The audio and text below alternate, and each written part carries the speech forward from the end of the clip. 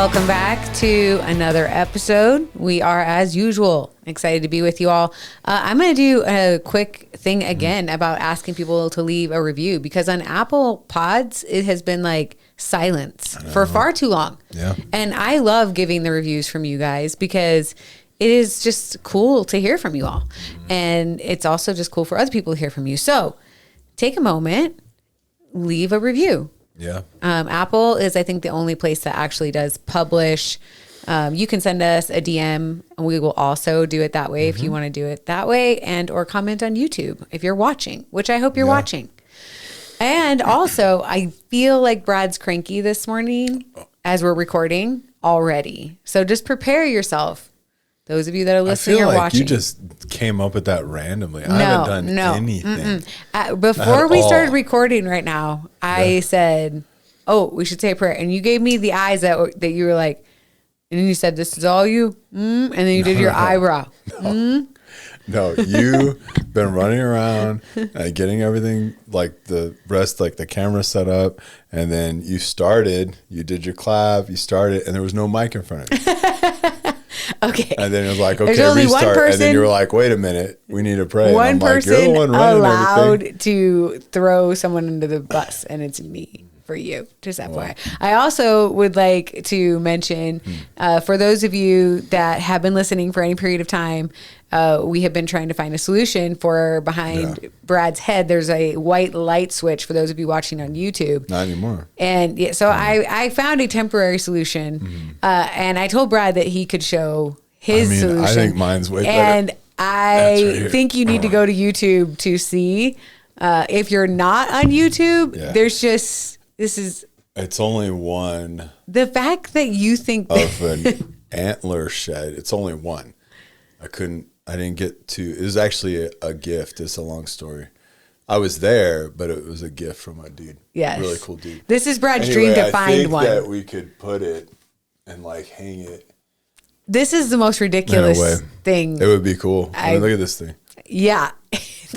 What cracks me up is that you think that is less distracting than the light switch. I wasn't going for non-distracting.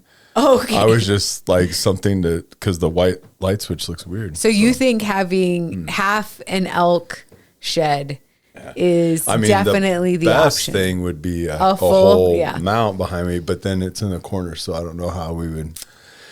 That's your only obstacle. We would do that. Yeah. That's literally your only obstacle. Yeah.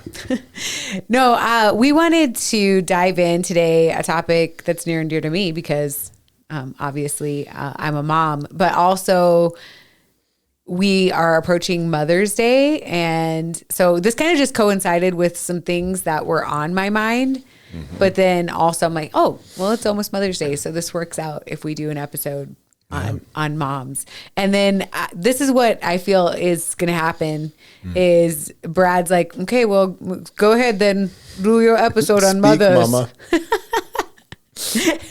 And I clearly need your participation in the episode. So we're going to have lots of discussions on motherhood. But, the reason why this actually came to my mind recently is because we actually volunteer with our church in the youth group, and my group of girls, they're seniors. And so I really am just kind of got this, firsthand seat of the immense amount of pressure that these senior girls are under and feeling, which is normal, right? We've always had that, right? Where the people are going like, okay, well, what's my next step? What does this look like? All of that stuff. And it just kind of struck me that you really never hear, I think I've heard it once in the last probably 20 years, of a young person saying that they want to be a wife and a mother. Yeah. You've only heard it once in the last 20 years, you think? Of someone that's young. Yeah. Yeah. Mm-hmm. Wow. Yeah. Like that specific age group of, kind of, heading into college age. I know you have statistics, but I was just thinking to myself, I was like, even when we were growing up, I mean, we're still growing up, right? When we were in high school, I mean, I wasn't thinking about marriage. Yeah. You're like, I don't care what y'all do. I'm just trying to get a date right now. Okay. Yeah, guys, that was Brad in high school.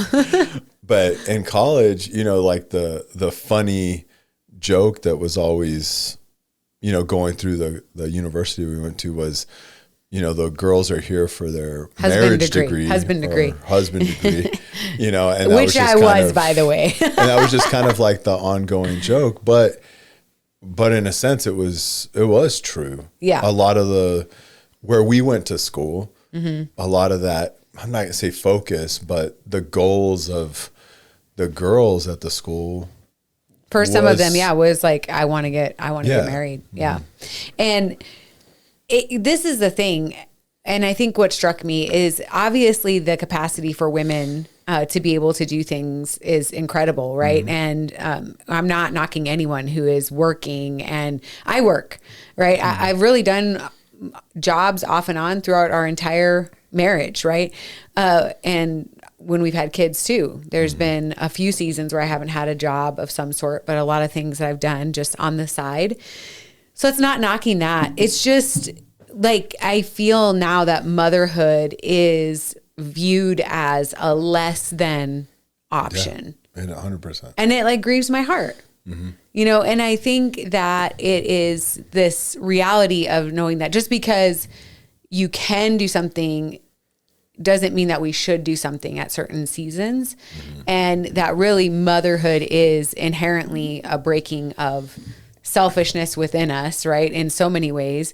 But being a mother, right, means you are sacrificing yourself. And a lot of times it means sacrificing the fact that you could go out and have a better paying job, be more successful, all that stuff. It's not even that. I mean, we know women that are awesome moms and have a professional career. Yeah. Like that's what they juggle. And that's great. Like that, I think that's really good. Their capacity, they're able to do that. Like, because they want to build a family and they want to have a career.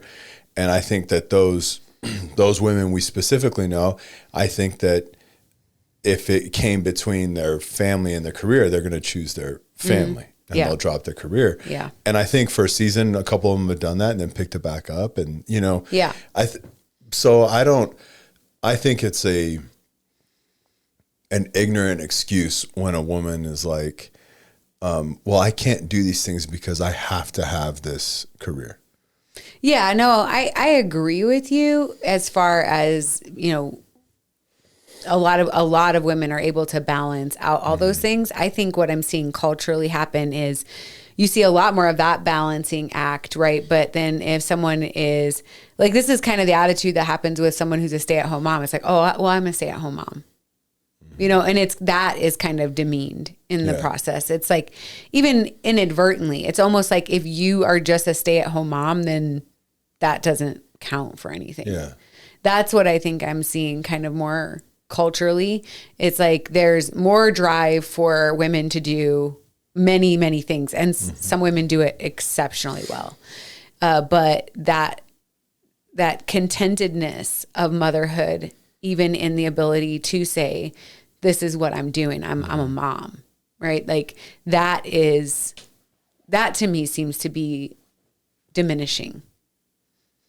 Yeah. Just being a mom. Right. Like, you know, it's that, yes, there's so many women that are doing so much, but that's the thing is like that almost gains a higher level of value than if you're not. I wonder what well, I mean, you know why though, right? Like life is generally speaking valuableless. Like people just look at it just like whatever, right? Yeah. Unless it's their own life. Right? When it's their own life, it's totally different. But when they're looking at other lives, it's just this norm of desensitization that they don't really value life to that level, right? Where, you know, abortions, it's just like a thing, right? Like, oh, it doesn't matter what I do. I just won't have a kid. I'll have an abortion, you know, just. Yeah. It almost doesn't count as a life until I've decided I want it to be a life. Exactly. And so it makes sense that this is happening because it's like, well, I don't value life. Right? Yeah. I mean, and just looking, I looked up just some statistics just to see if what I was feeling kind of aligned with the statistics. So birth rates are down significantly. So we're looking at a 20-year decline in birth rates, which obviously we see so much more, right? This all coincides with like family and marriage and all these things, but we're in a 20-year decline of birth rates. So we're at a 1.6 births per woman. The replacement level for just us to maintain the population that we have is 2.1. Is this the U.S. only? I believe, yes, this is a U.S. fertility rate. Yes. Younger women are just opting out or delaying motherhood altogether, right? So the trend is definitely shifting towards you kind of career focused until like mid 30s and then starting families, right? Women under 30 used to account for 70% of births in 1990, and now it's less than 50% that account for women under 30. Average age of first-time mothers now is 27 and a half, but it's kind of becoming a delayed or optional choice is really what we're kind of seeing culturally. Yeah. I mean, I don't know. Has it ever been a mandatory choice? No, I wouldn't say it's mandatory. It's not been mandatory, but it's been a decision. I feel that culturally for a long time, it was like, okay, you do this, next step, marriage. Yeah. Next step, we're going to have children. Well, it's funny. I think it's China. Okay. I think it's China. What? And I know things. We're off of YouTube. Okay. No, I think it's China. I want to say it's China. It's right with bad. the one child policy. Well, I don't know if they still have that. I don't know. Whatever, but whatever they were doing, it wiped out a significant. There's a huge gap, right, in their population, a huge gap, right, where you have the, old, which I don't know what age that starts at, but you have the old people, and then you have now young. There's no real, like, here you have, old people, semi-old people, however it goes, semi-old, right? Where do we fall? It's probably semi. It goes down right from there. But, I don't have the statistics in front of me. It's something I've read a while back, but I know they had a big problem, and they were controlling, the population, the birth rate, right?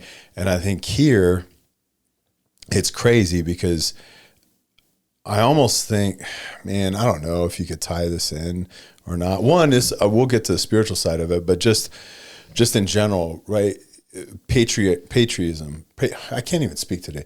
Being patriotic in that sense, like, you want to contribute to your country, right? Being a patriot doesn't mean just the U.S. It's whatever country you're part of, right? This is my country. I want to contribute to my country in any way that I can. I'm not just living for self, right? And so you have these, the baby boomers, these older generations that understood all of it. I mean, you look back even into the world wars and young men committing suicide because they couldn't go into battle to serve their country, crazy. Right? Like, that deep-rooted patriotic way of living along that was, hey, we need to have babies. Like, we want to have babies. Children are a blessing. We want to bring these kids up and continue our way of life, right? And I think that now not saying there's not patriots, there's 100% patriots,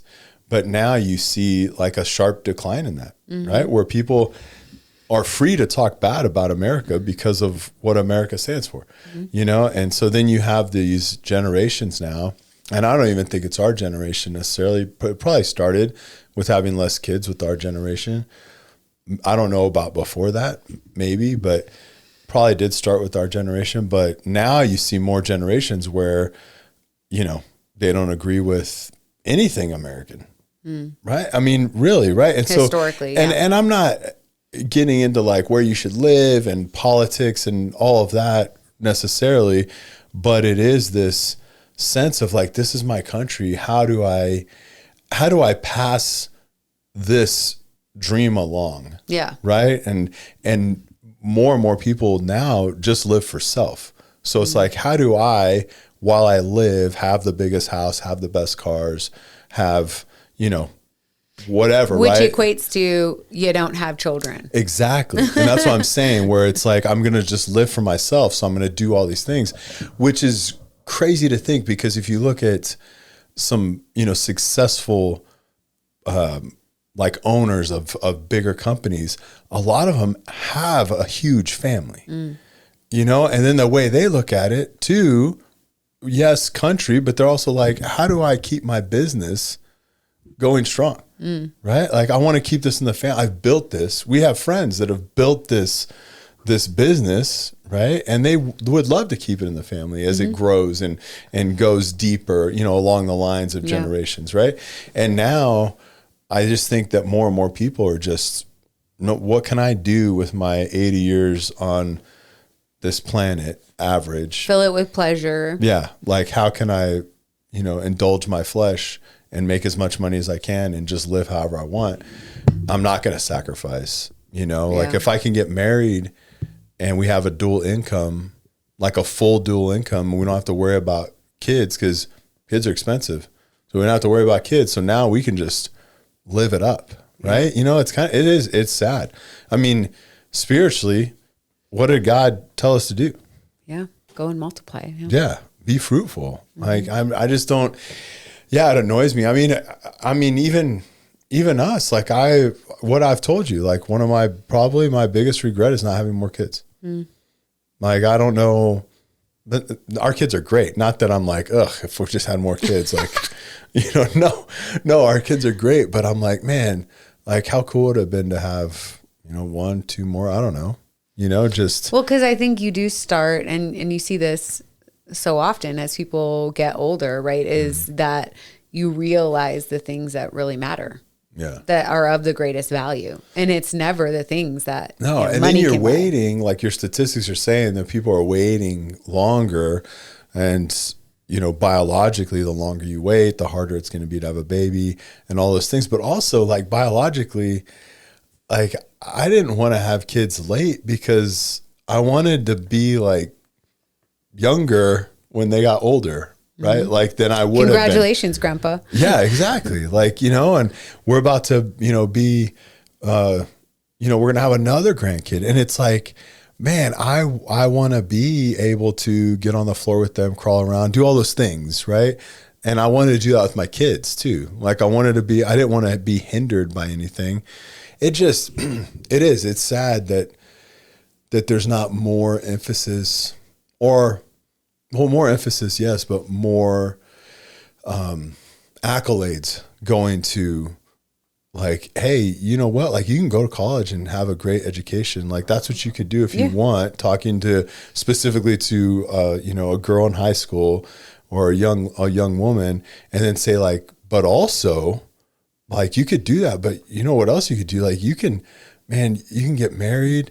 Like, you could have a great life, a great marriage, and have kids and bring up these kids, and it's just and like, that it's a calling, like that's a mission, and I think that we need to spread that message more, which is why I felt this on my heart and like I said, this is not negating anyone who has a career in any capacity. No. This is just like the honor of what an important role being a mom is, and not demeaning someone when that is the path that they take. Right? Oh yeah.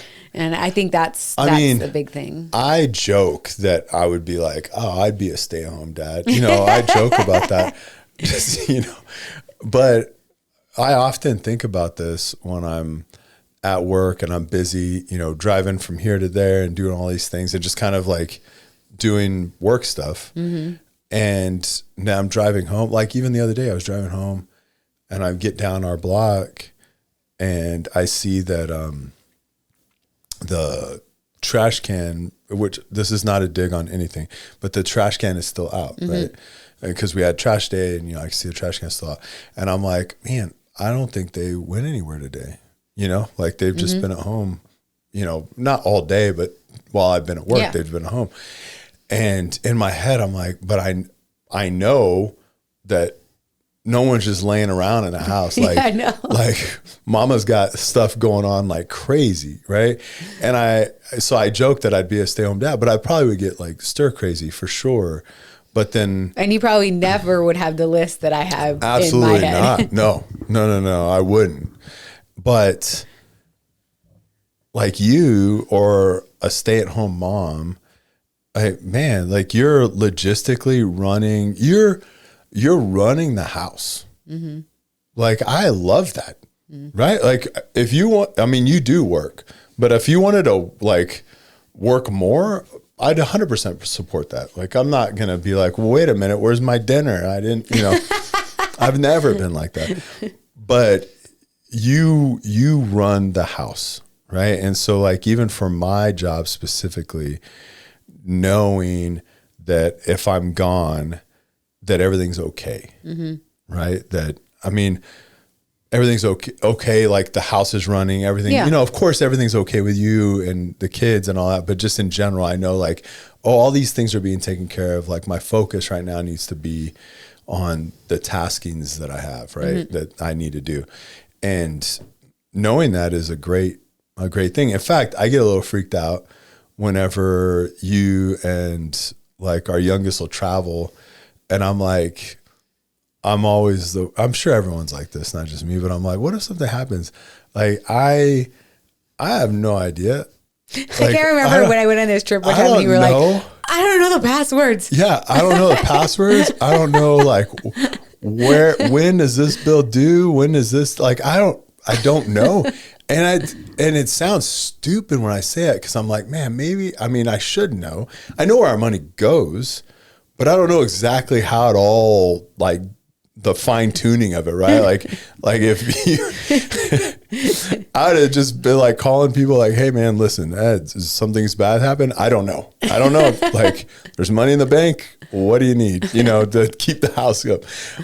And I joke around about that. I should probably know more, but I've asked you, I'm like, hey, episode, finances. Shoot me a notes that has like everything on it, just in case, and I mean, it's ridiculous, right? But it's not in the sense of like, this is how there's a lot of marriages that are like this where, I mean, I have my hand in budget, but it's really you're handling the household. Yeah. Right. What is it, and that domestic engineer.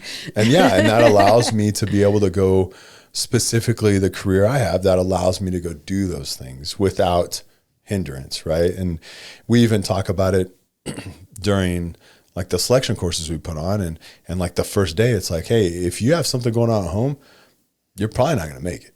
Mm-hmm. Because your brain is split between two things, and now you're worried about what's going on at home. Like you're probably not going to make it. And that's usually the case when guys drop or quit. And what happens? Like, man, it's all this stuff going on at home. I don't know what's going on, just things like that. So the importance of that stability, I love it. Yeah. Like the trad wife thing. Like, I think that's awesome. The what life thing? Trad. Traditional wife. Okay. That's what? Right. We've talked about this. Yeah, we've talked about it. You still don't know what I'm talking about. Because every time I'm like, I hear Chad. No. And then I'm like, what? No. The trad wife. Yeah.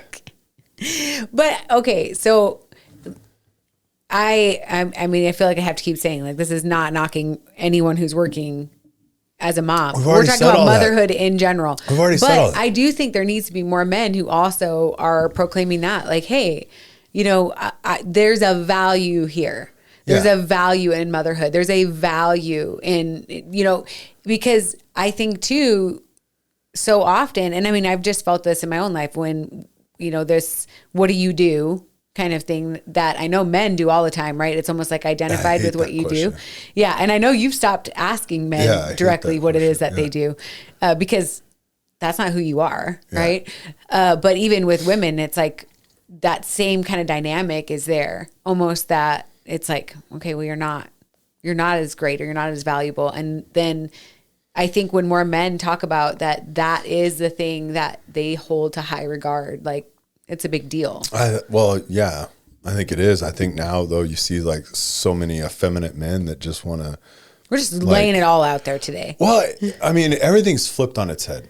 Yeah, I agree. Right? It really is. Everything's flipped on its head. And that's where the spiritual side of this comes from. Like, you want to spiritually, like, defeat, Christians, right? Or spiritually degrade a nation. Like, how do you do it? You go after family all day. Absolutely. All day. Go after family, single moms, all these things. Like, and then how do you go after family? Well, you have, promiscuous people just running around doing whatever they want. Like, that's going after family. Like, all of it ties back to getting rid of the family of what we understand family to be, right? Or and what, God, like, really God's design. God, exactly. That's what I'm saying. It's all flipped on its head, right? And so, like, yeah, God's design. There's a lot going on that God did not have for us. Like, he didn't design us to be like that. And then you wonder why, even in your marriage, maybe you are followers of Christ, and in your marriage, there's a lot of strain. Man, if you take a couple steps back and go like, all right, well, how did God say marriage should be? Like, what's the roles that we should fall into? Like, what are these things that we should be doing? What does the Bible say about marriage? And you take a step back and do all that, and you look at your marriage, I guarantee you're going to find there's a bunch of things that it says you guys aren't doing. And it's not even that you're not doing it out of malicious intent. It's just the way the world is now, right? Like, these are the roles. These are the things. I mean, I joke about the stay-at-home dad thing, but I've seen, videos of people that I've listened to and things like that, where they've seen, like, I don't know if it's even a thing anymore, but this one guy was like a very stay-at-home dad thing. And he did this whole video on it, and the guy, like, broke down his video, and really what you were seeing was, like, it was very weird the way the whole thing broke down, and the roles were exact opposite of what they should be. So then the exact opposite of how it should be, but let me explain a little bit clearer so people aren't just shutting me off.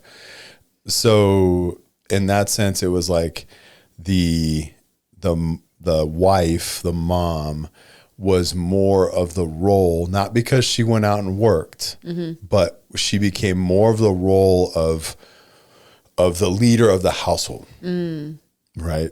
And I'm not going to say spiritual, because I doubt that was even in this video. Maybe it was, I don't know, but I doubt that was really what's going on. But like the leader of the household, and the husband took over more of that wife side of it. And I hope I'm explaining this well and not saying like, women have to do the dishes and men. No. I'll clean the kitchen. I'll do all those things. 100%. It's a helping role, right? But the way, yes, I lead my family. It's like support leadership roles is really what it is. Absolutely. But also my leadership in our family is a servanthood.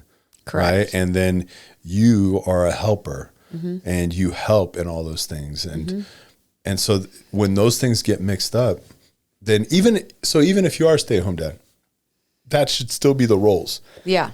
So that's the biggest thing. Yeah. It's like, and I'm not trying to make this about a dad thing. I'm just trying to give examples, right? No, because it all matters. But that's the biggest thing is like, hey, well, what are your roles? Like, I joke I could be a stay-at-home dad, but like, say I was, right? My roles doesn't change because you're bringing in like financial provision. He wants me to be a sugar mama. I mean, let me try it. Let me try it. See how this works, right? Yeah, no, I think you're exactly right, is that we have to pay attention to the structure that God designed for a family and how the enemy works overtime in order to sabotage that structure. And it's done over time. It doesn't have to be this overt, like, okay, now it's not like this anymore. But over time, we're seeing that shift, right? Well, would you say, because you're a woman, I'm not going to speak on this. Well, thank you. Yeah. Would you say that the progression of the feminist movement has degraded family and degraded Yes. All the things we're talking about having babies, about being a stay-at-home mom, about being able to balance this and all these things. Yeah. Do you think that Yes, progression of it? Because I think things can start off initially with a great cause and movement, and the momentum is a natural trajectory towards an over extension of the initial idea behind it, right? Like, okay, yes, women should be able to vote, women should be able to work, all these things. Like, great, yes. Right. But now it's like, we don't need a man. Men are irrelevant. Family doesn't, like it goes really quickly from, one extreme to the next. And that is dangerous. We have a tendency to do that, right? Where you don't want to throw the baby out with the bathwater, right? It's like, I have a funny story about I'm scared. not the baby, the bathwater. I don't know a story about that. But just thinking about like, I don't need a man thing. There's a lot of little videos that come out with all that stuff. But at the same time, there was this show, and I've only seen a clip of the show because they were making the point of this. But they had all these guys dropped off in the middle of nowhere on an island. This is some survival show, right? All these men, and then in a separate area they had, or another different island, I don't know exactly, they had all these women dropped off. So it's the same show, right? I'm so scared. And they're trying to, and they're like following them both. And it's so funny because, and it was like, the whole I don't need a man thing. And all these women are like, all right, we got to do this. And it was like, okay, smart idea. And they start like moving down the island to, I don't know, go explore, go find a better place to set up camp, whatever it is, right? So I moved down the island, and they're going like all day. Like they've been hiking all day long. And they ended up right back in the same spot that they started. And 100%. Then they started like arguing with each other, and then they didn't know what to do. And then it all just started kind of falling apart. And you get to the dude side and they're all, they're fine. They're like, oh, this is awesome, kind of deal. But I just think it's a funny story about that because I hear so many women, they'll say they don't need a man, they don't need a man, they don't need a man. And it's like, I understand what you're saying, but the view on it is skewed, right? It's a wrong view. Yeah. Right? Technically, you don't. You need Jesus. Yeah. That's it, right? Technically, right? So I agree with what you're saying. Yeah. Like you've told how many women that you've coached, right? Like, ultimately, you need Jesus. Like you can't just depend. I don't know how you say it or whatever, but you can't like just, you can't look to your husband as the security of your future. Yeah. Like you just have to depend on Christ, right? And that's your security.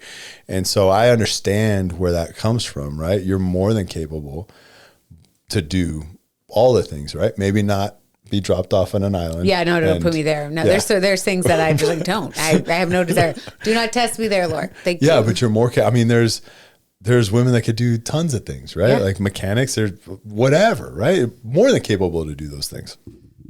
So I understand where people say, you don't need a man. Like I said, I think it originally started off, like I said, that movement started off with all the right intentions. It just moved in the wrong direction. Yeah.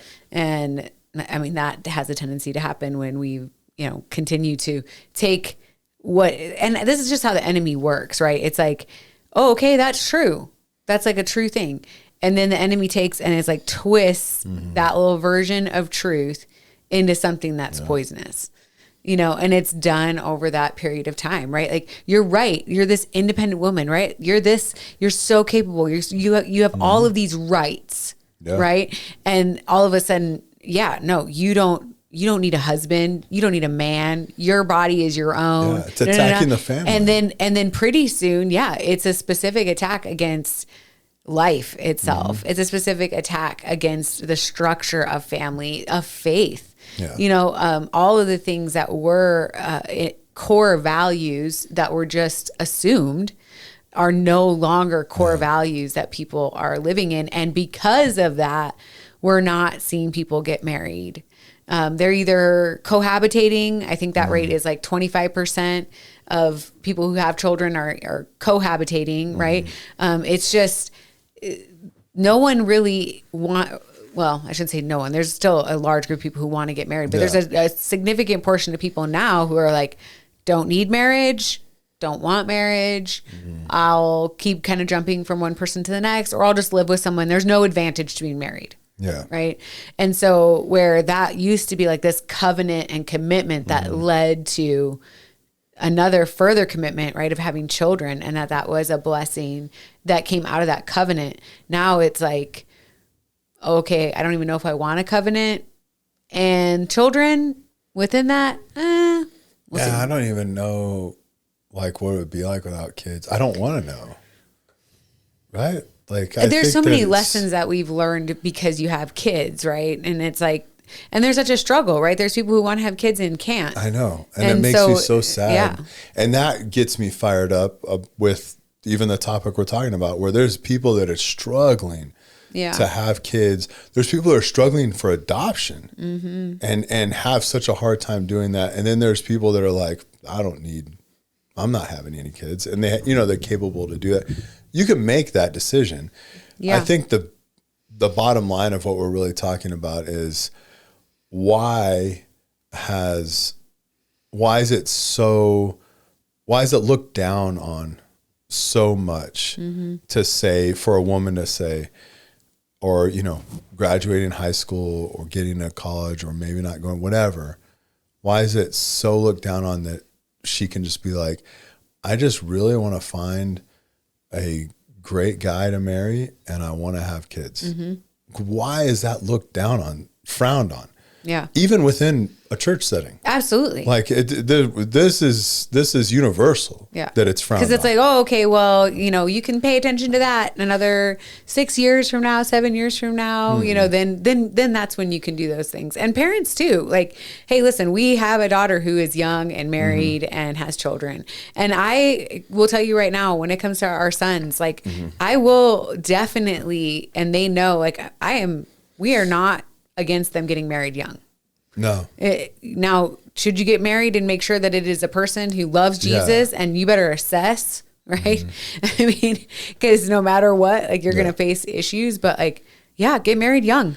I think even in our generation, at least for me, I was immature, so I wasn't thinking about marriage, but I don't know. I don't think it was ever told this way to me. I don't even think my parents ever said anything about this at all, but it was just kind of understood that, well, I'm going to go to high school, right? I'm going to try to get a scholarship to college, and I'm going to finish college. And hopefully during that time I find, a woman, but my goal was to finish college and get a career. Right? Like not anywhere through that. Again, I was immature, so I wasn't lining out my life goals and plans.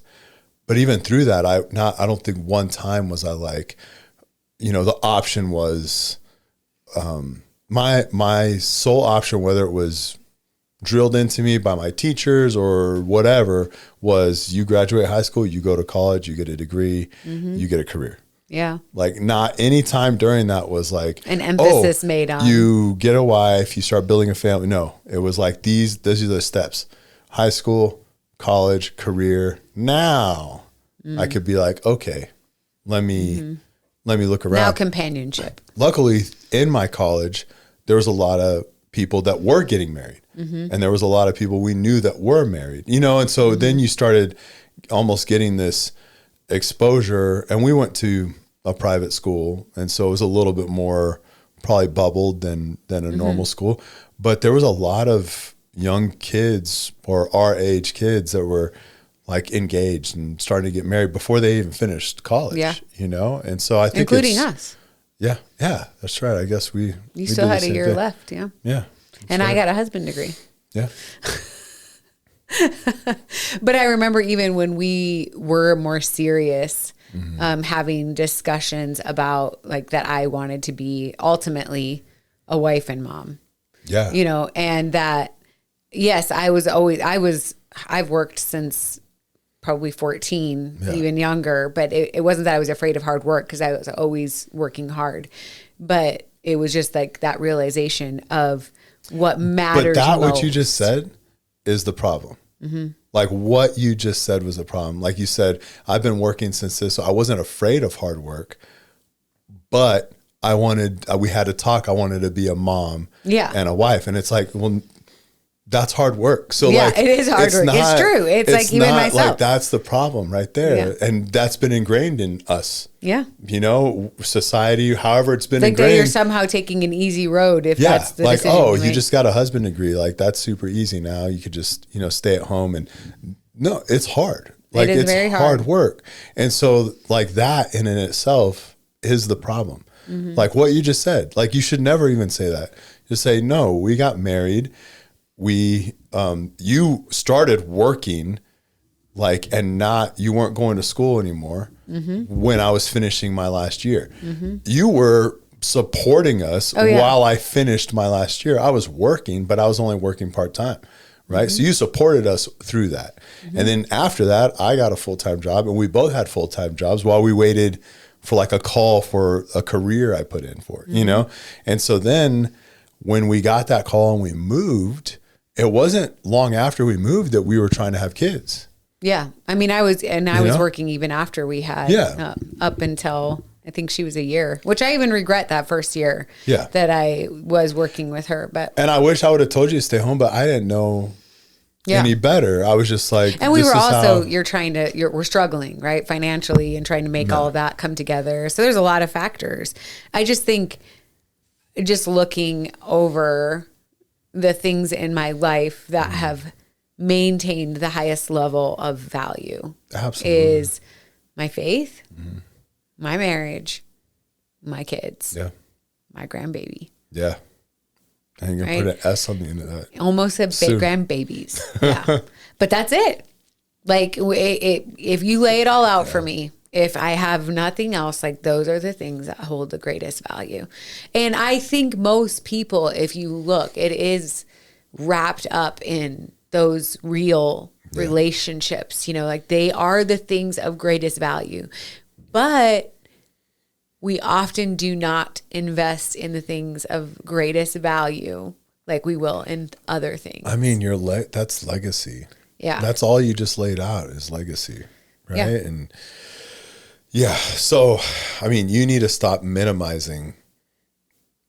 Like you tell that story again, you don't minimize. Yeah. We don't need to minimize motherhood. Absolutely not. Like I chose, it's a career, right? It's like just career paths, right? Like, I chose to do this and this, I'm going to have kids. I'm, running the house, right? Like I'm doing these things. Like, this is what I want to do. Yeah. That's it. Like, it's not, this is what I want to do because I don't really want to work out in the office. No. Or because I have no talent other than this. No, absolutely not. No, this is what I'm choosing to do. Because if you would have put your head and mind to anything else, you would have been hugely successful at it. And you are when you do other things. Like, absolutely. But that was the path you chose. The greatest investment of my life. Absolutely. All day. I'll never regret it. Any of the hours, the crying, all the things, greatest investment of my life. So I think, we have that perspective. If you're listening and you're young and you have young kids, we have a perspective now of being towards, all of our kids being in adult seasons. And, now we change grandbaby diapers, greatest investment of my life. I have no regrets for having the time I spent with my kids, for homeschooling my kids, for learning who they were and all day long, have babies, spend time with your babies, read to your babies, teach them about Jesus. Greatest thing you can ever do. Yep. Okay. That's the challenge. See you next week.